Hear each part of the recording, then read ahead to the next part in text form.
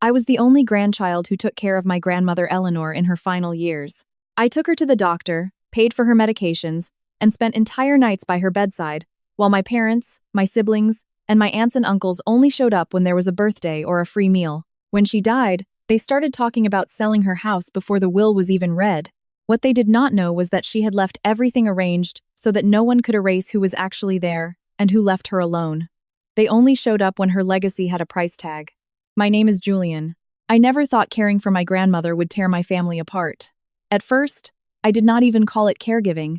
They were just small favors, driving her to a doctor's appointment, swinging by the pharmacy, looking over a utility bill, changing a light bulb, fixing a leaky faucet, or going to the bank with her because she was afraid of signing something wrong. Then those favors started taking up entire afternoons, then nights, then weekends, then parts of my life that no one else was willing to give up. Eleanor was my father, Thomas's mother. She lived in a big, old house with no mortgage, full of memories that my family mentioned with deep affection whenever they wanted to feel united. To everyone, that was the family home. The house where they had eaten Thanksgiving dinner. The house where my grandfather used to fix radios in the backyard. The house where my aunt and uncle played as kids. The house where everyone claimed to feel at home.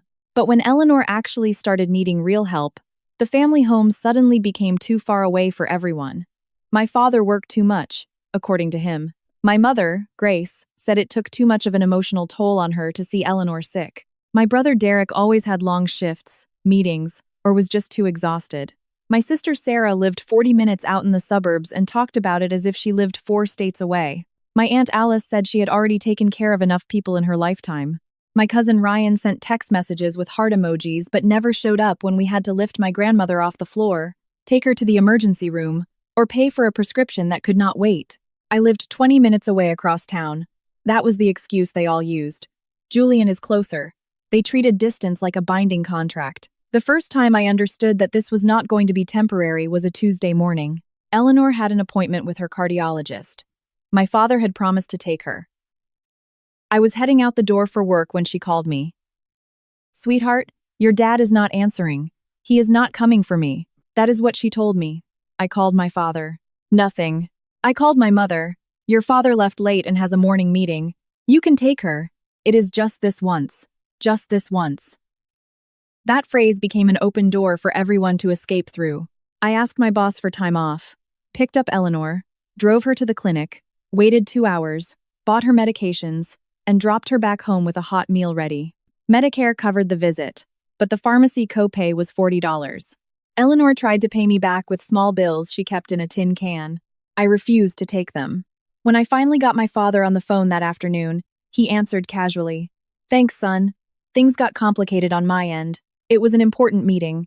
You already handled it. Do not make a scene. Do not make a scene." I had no idea how many times I was going to hear that phrase. Eleanor never complained. She never liked asking for anything. On the drive back, she just looked out the window with her hands folded over her purse. "Your father was always like this with schedules. He should have let us know." Yes. She did not say anything else. But when we got to her house and I organized her pills in the weekly dispenser on the table, she touched my wrist. "Thank you for coming." "Of course, Grandma. You never know who is really there until you have to wait in a doctor's waiting room." I laughed nervously. Everyone loves you. Loving is easy when it does not interrupt anything. That phrase stayed with me. Over the following months, the appointments piled up. Cardiologist, rheumatologist, blood work, eye doctor, follow-ups, prescriptions, tests, check-in calls. At first, I tried to divide the responsibilities. I created a family group text. "We need to get organized with Grandma's appointments." "I cannot cover everything myself," Derek replied first. "I work crazy hours, but keep me posted." Sarah wrote, "I can help out on some Saturdays." Alice sent, "Of course, family sticks together always." My father typed a short sentence, "We will all pitch in." My mother sent a praying hands emoji. It seemed like a good start. It was not. The following week, I asked if someone could take Eleanor to get her lab work done. No one could. Derek was doing inventory. Sarah had a brunch. Alice had a bad back. My father had a conference call. My mother said Eleanor felt more comfortable with me anyway. It was me again. Then came a night with a high fever. Eleanor called me at 2 in the morning, confused, saying she could not catch her breath. I left in my sweatpants. found her shivering, and called an ambulance. I texted the group. I am heading to the ER with Grandma. I need someone to meet me here. My father read the message and did not reply. Derek responded almost an hour later. Is everything okay? Sarah texted at dawn. Just seeing this. Alice sent a voice memo at noon. How scary. Keep us updated. Nobody showed up. I spent the entire night sitting in a hard plastic chair with my jacket draped over my legs and my phone in my hand. Eleanor slept in short bursts. Whenever she woke up, she asked if the sun was up yet. At 6 in the morning, she apologized for making me miss work. Do not ever say that again. But you are missing it. I am exactly where I need to be. That morning I paid $138 for prescriptions and an inhaler that her insurance did not fully cover. I also paid $15 for a cab because Eleanor was too weak to step up into the city bus. I kept the receipt out of habit. At first, it was not to use against anyone. It was just to keep my own budget straight. I made a decent living, but I could not just spend blindly. Between pharmacy runs, gas, special groceries, minor home repairs, and docked pay from missed work hours, taking care of Eleanor started costing me real money. The first year, I spent roughly $2,400 out of pocket. The second year, nearly $4,000. The final year was much higher because we needed a night nurse for a few weeks, adult briefs, nutritional supplements, physical therapy, and modifications to the house so she would not fall. Eleanor had Social Security and a small savings account. She paid for whatever she could, but cash was often short exactly when a problem needed solving. Later she would tell me she would pay me back. Sometimes she did. Sometimes she did not. I never pressured her. I was not taking care of my grandmother as an investment, but I did learn to keep the receipts. The situation became a routine. The rest of them made promises. I showed up. The rest of them sent texts. I swiped my card. The rest of them said, "Poor thing." I changed soiled bedsheets. The rest of them sent flower arrangements. I cleaned up vomit. The rest of them preached about family love. I learned how to sort pills by color because Eleanor was getting them confused. One Thursday, Derek promised to stay with her so I could get a full night of sleep. He canceled 2 hours beforehand. Sorry, man. Things got crazy with the kids. Sarah promised to come by on a Saturday afternoon. She stayed for an hour, brought some cookies, took a selfie with Eleanor, and left because she had plans. My mother showed up on a Sunday, burst into tears seeing how much weight she had lost, and then followed me into the kitchen. I cannot handle this, Julian. You are stronger than I am. I am not stronger. I am just the one who stays. She got offended. Do not speak to me like that. I cannot speak to you as if this is not happening. My mother left with her feelings hurt. That night my father called. Your mother came home crying. My grandmother cries too when no one visits. You are building up resentment. I am building up receipts, text messages, and sleepless nights. The resentment just came naturally. Watch how you speak to me. No, Dad. Watch how you all disappear. I hung up. Eleanor heard part of it from her bedroom. When I walked in, her eyes were wide open. That was intense. I am sorry. Why? I do not want to upset you. It upsets me more to watch them eat you alive. I sat next to her bed. They are not eating me alive. Yes, they are. They just chew slowly. I smiled, even though I felt like crying. You are always so gentle. I do not have time to sugarcoat the truth anymore. Early that morning, she asked for a glass of water. Then she grabbed my hand. When I am gone, they are going to come. Do not say that. They are going to come. They are going to cry. They are going to say they loved me. And then they are going to start measuring the walls. Grandma, Julian, this house is going to cause problems. It does not have to. I know my children. I tried to change the subject, but she would not let me. Your father will talk about fairness when he really means money. Alice will talk about bloodlines when she really means her cut. Derek and Sarah will talk about financial need when they really mean opportunity. You will want to give in just so they do not call you greedy. It hurt because she knew me too well.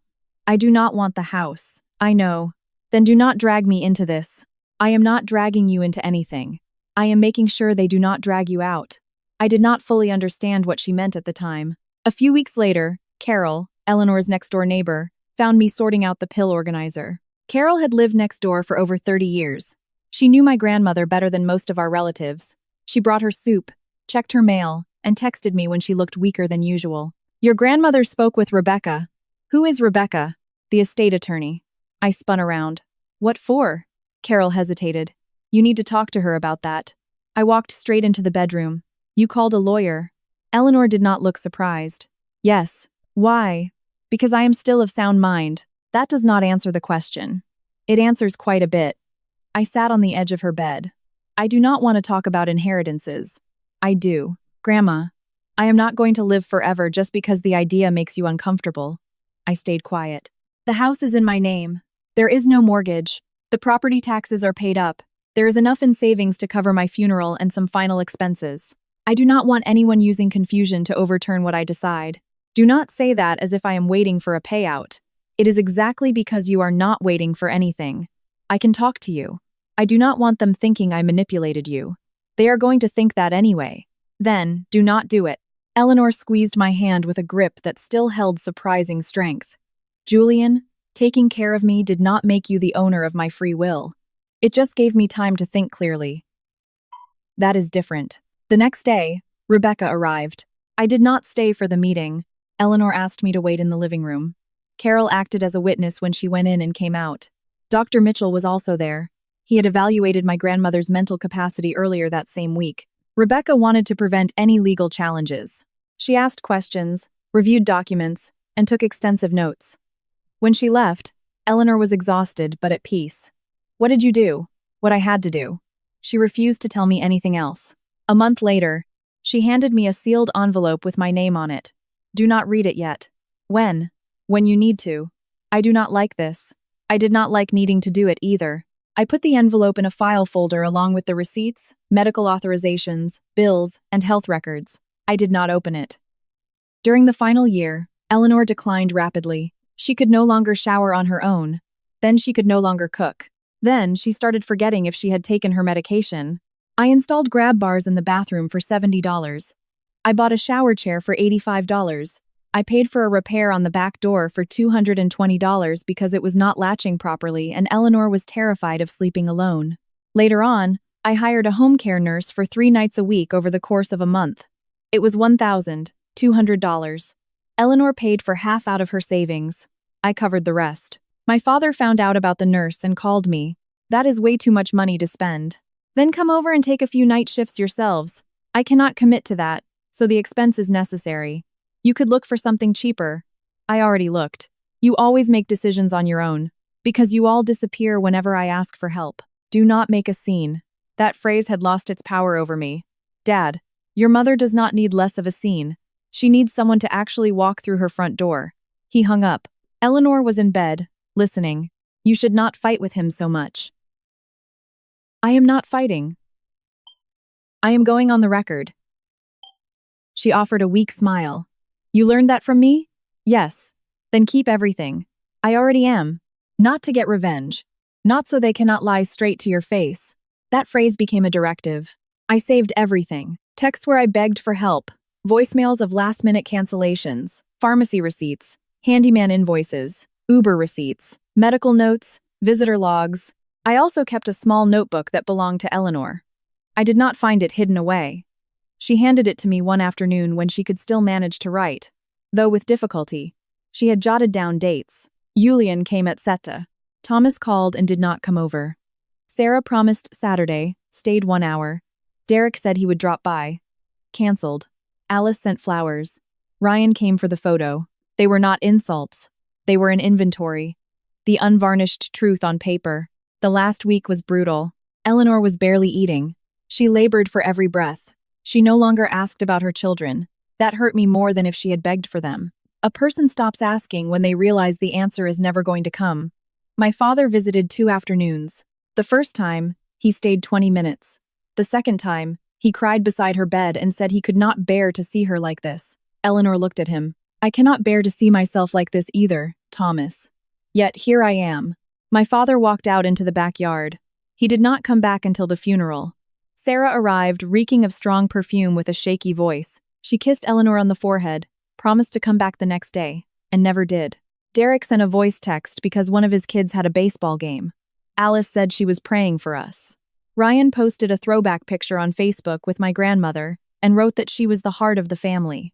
I turned off my phone so I would not smash it against the wall. Eleanor passed away on a Thursday morning. I was there. Carol was too. My grandmother woke up shortly before the end. She looked at me as if she still had one last order to give. Do not sell your peace cheaply. I did not understand at first. Then she whispered, the house is not worth as much as your dignity. I told her to rest. She gripped two of my fingers. Promise me you will not apologize for having been here. I promised her. She died before sunrise. The funeral was paid for out of her own savings, exactly as she had outlined. It cost $5,600. That covered the services, transport, a modest viewing, and the cemetery plot. Rebecca already had the instructions, and the funeral home was already informed. There was no debt left behind. There were no arguments about money that day because everything was already taken care of. That did not stop them from starting in on the house. After the burial, we all went back to the property. There were still pill bottles on the table, a folded blanket on the recliner, medical folders, and a coffee mug I had not found the energy to wash yet. I wanted to clean up slowly. I wanted to sit down. I wanted to breathe.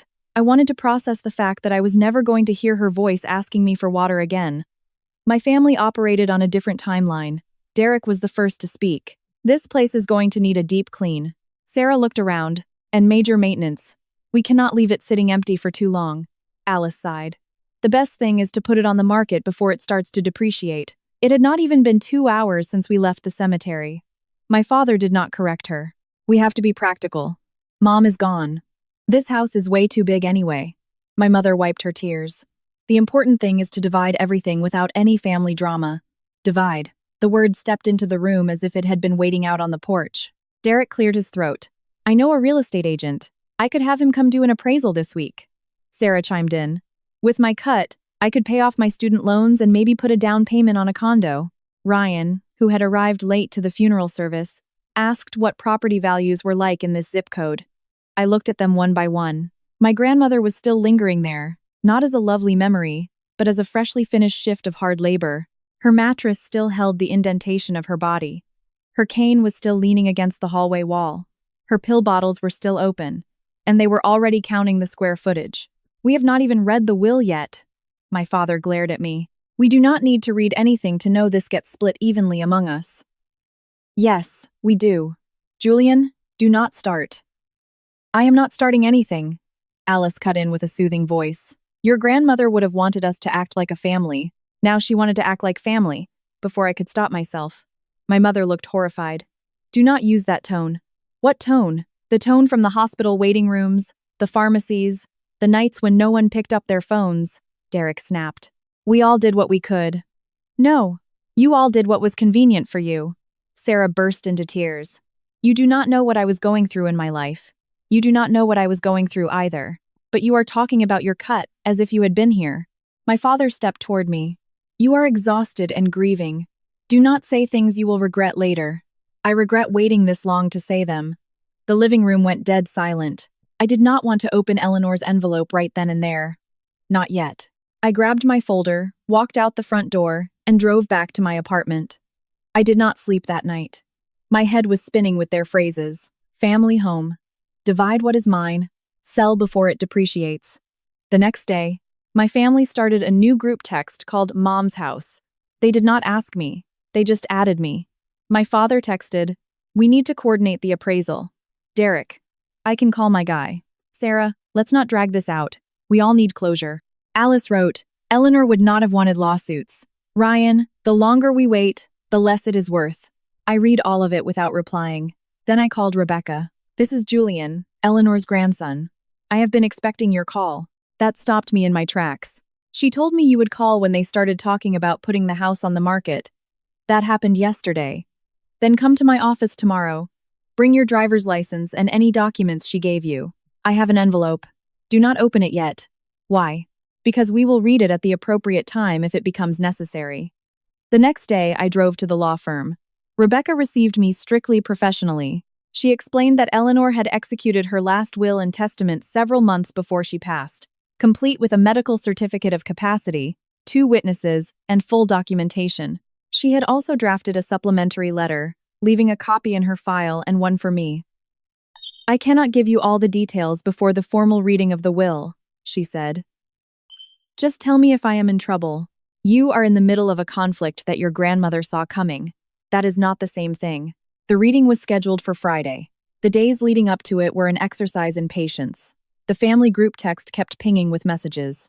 My father said a realtor could walk through the property on Wednesday. I replied that no one was entering the house to appraise anything before the reading of the will. Derek said I was acting like I owned the place. Sarah said the grief was making me aggressive. Alice typed that inheritances always brought out the worst in people. I did not reply. Carol knocked on my door that evening, carrying Tupperware.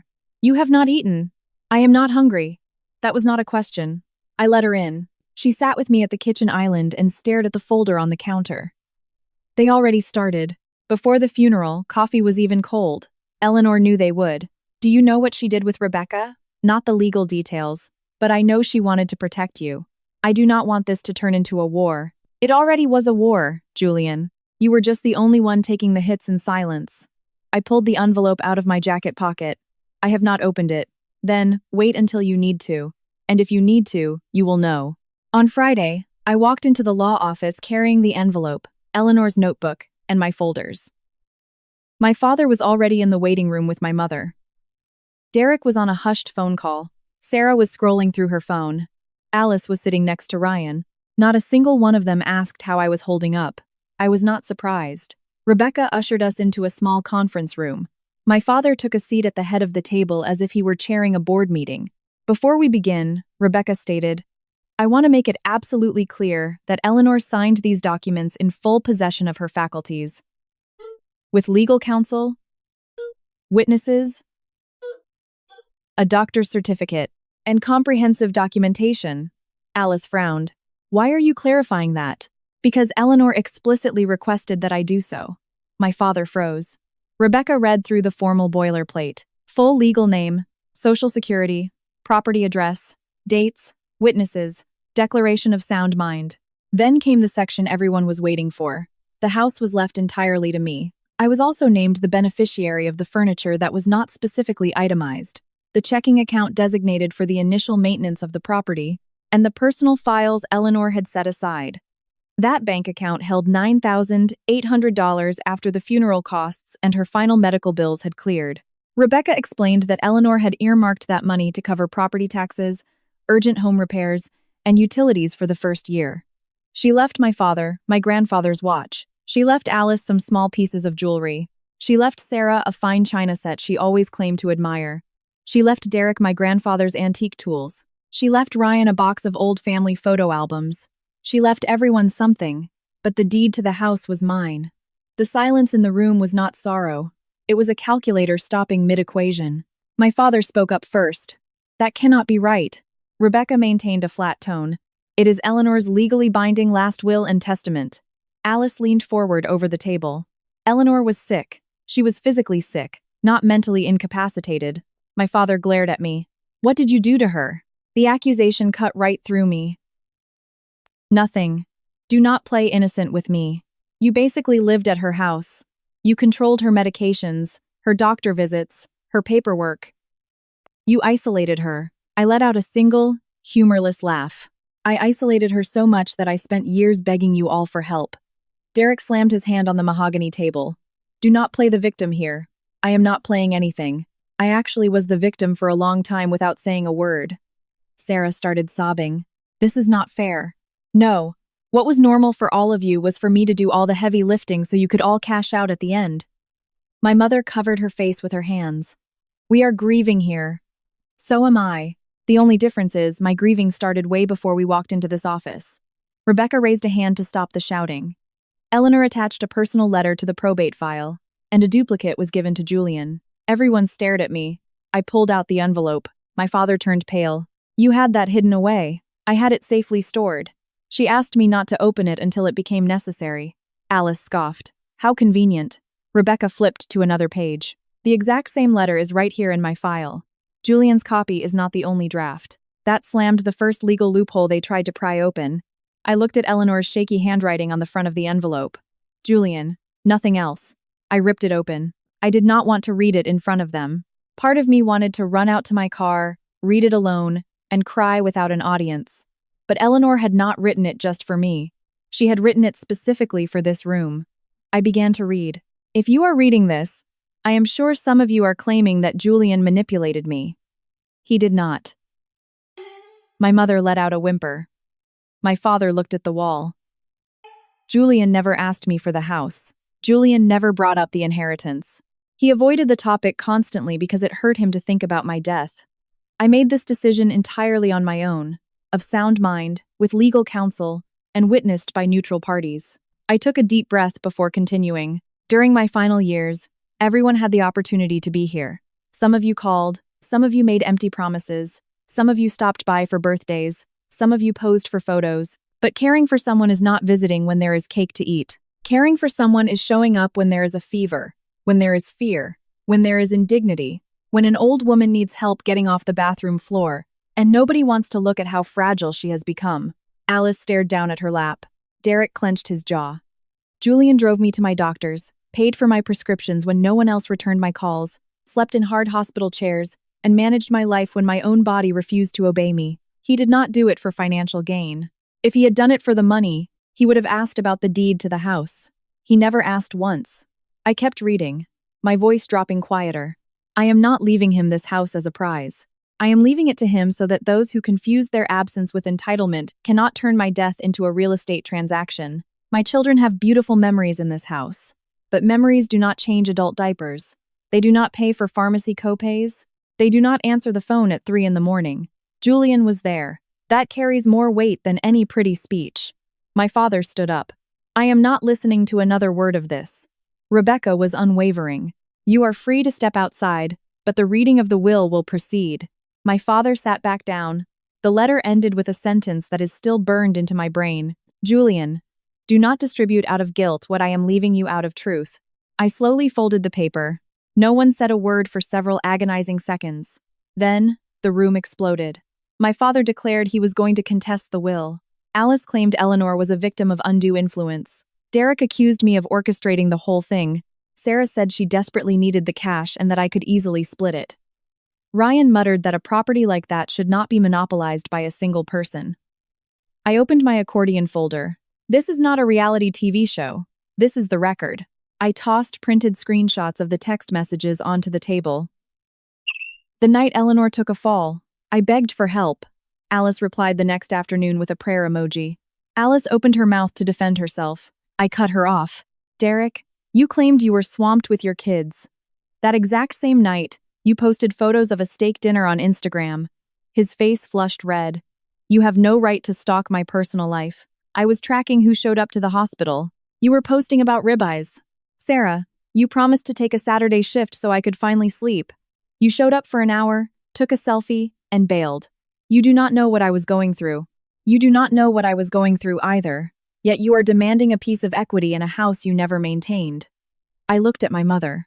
You said it took too much of an emotional toll to see her sick. It took a toll on me too. The difference is, I walked through the front door anyway. My father took a step toward me. Do not disrespect your mother. I did not disrespect her. I stated a fact. You are an ungrateful son. Years ago, being called that would have destroyed me. Not today.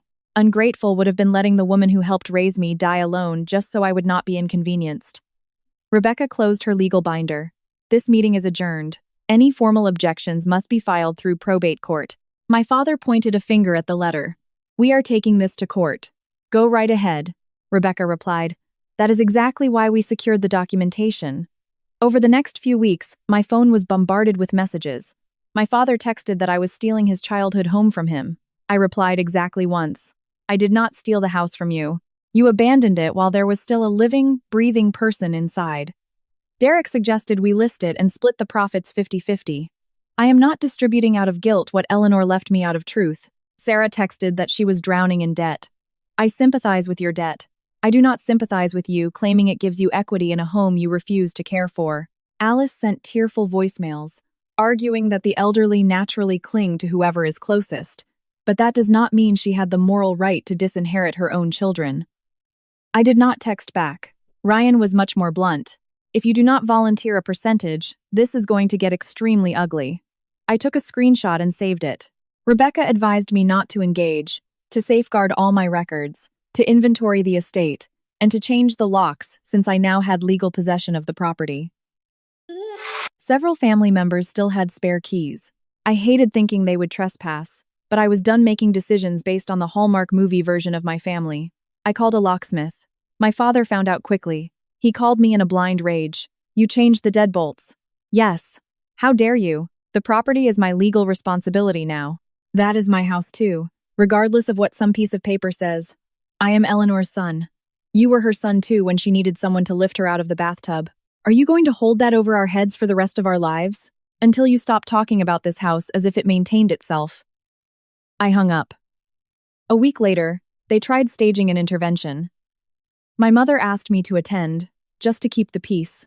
She said everyone was hurting, and that a compromise would avoid costly litigation and permanently severed ties. I agreed to go, but I briefed Rebecca first and made it crystal clear I was not signing a single document. We gathered in my parents' living room. My father started off with a weary tone. "No one is trying to strip you of your credit. The deed to a house is not a certificate of credit. Then why can you not just share the wealth? Because it is not my choice to make. It was Eleanor's. Eleanor was acting out of hurt feelings. Eleanor was acting with a sound mind." Sarah jumped in. "You could easily list it for $400,000. Even if you kept half, the rest of us would walk away with something." The latest Zillow estimate hovered right around that number. Maybe the market value was higher, maybe lower. They were already talking as if the escrow check was sitting on the coffee table. "I am not putting it on the market." Derek leaned across the sofa. "No one is demanding the whole thing. You are demanding that I tear up a legal will. We are asking you to act like a family. Family was the magic word you threw around when you needed a payout, not when Eleanor needed a ride to the pharmacy." My mother started crying. "You cannot punish us for the rest of our lives." "I am not punishing anyone. I am just letting a choice have its natural consequences." Alice played her own emotional trump card. "Eleanor was our mother, our aunt, our grandmother. We all have an inherent right to a piece of her legacy." I pulled Eleanor's ledger out of my bag. "This is her handwriting." The living room went dead silent. I read a few entries. Julian came at 7. Thomas called, did not show. Sarah, 1 hour. Alice flowers. Ryan photo. I snapped the notebook shut. "These are not my judgments. They are hers," my mother whispered. She kept a scorecard. She did not keep a scorecard. She kept a record. That is even worse. Yes, it is. The family meeting ended with 0 compromises. A few days later, Ryan tried to get into the house, claiming he just wanted to grab my grandfather's old tools.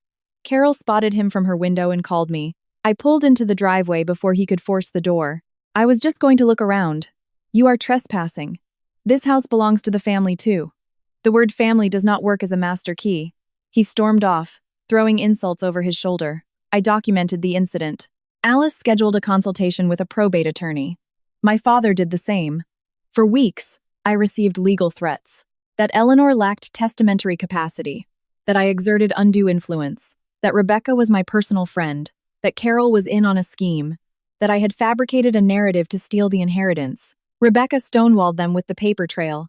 The medical evaluations, the sworn affidavits, the firm's meeting logs, the supplementary letter, the notary stamps, Carol's witness statement, the ledger, the text message logs, the receipts, the timelines. Slowly but surely, the threats evaporated. Not because they suddenly saw the light, but because a probate battle would cost thousands of dollars in retainer fees, with terrible odds of winning and the absolute certainty of all their ugly texts becoming public court records. My father refused to bankroll it. Alice backed out. Derek tried to get everyone to chip in for a lawyer. Nobody was willing to put their own hard-earned cash on the line for a crusade they were only willing to fight with cheap talk. So the strategy shifted.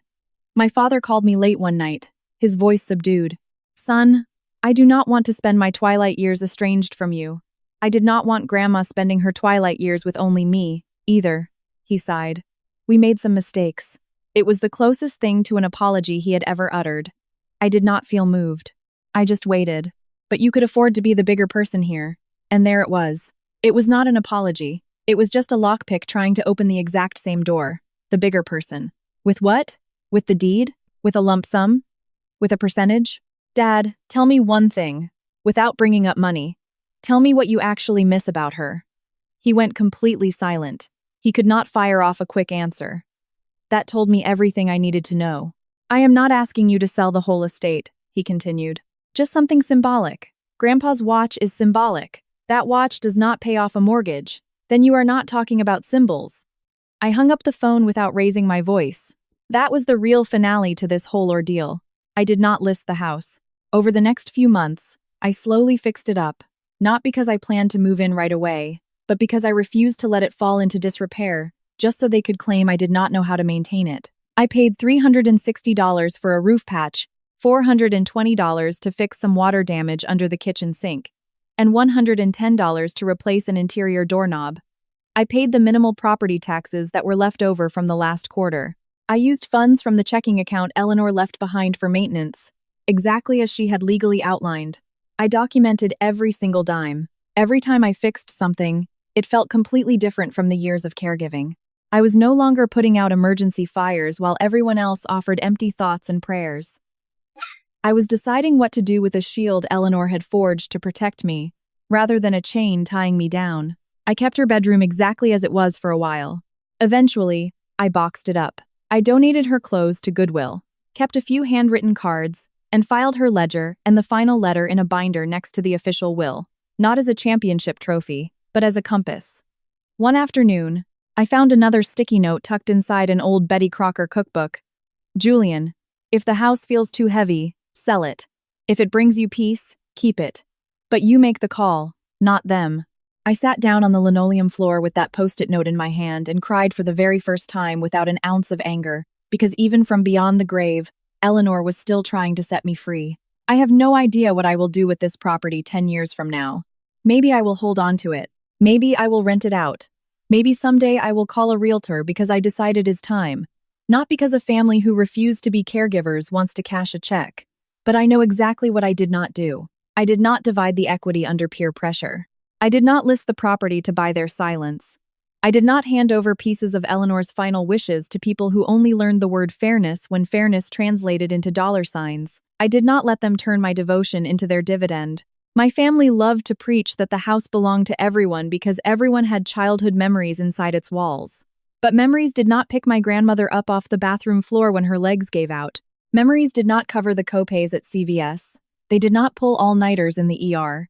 They did not answer the phone at 2 a.m. They did not scrub stains.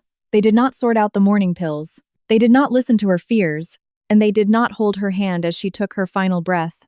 Eleanor did not leave me a piece of real estate as a gold star for good behavior. She left it to me so they could not invoice her after she died, for the love they refused to give her while she was alive.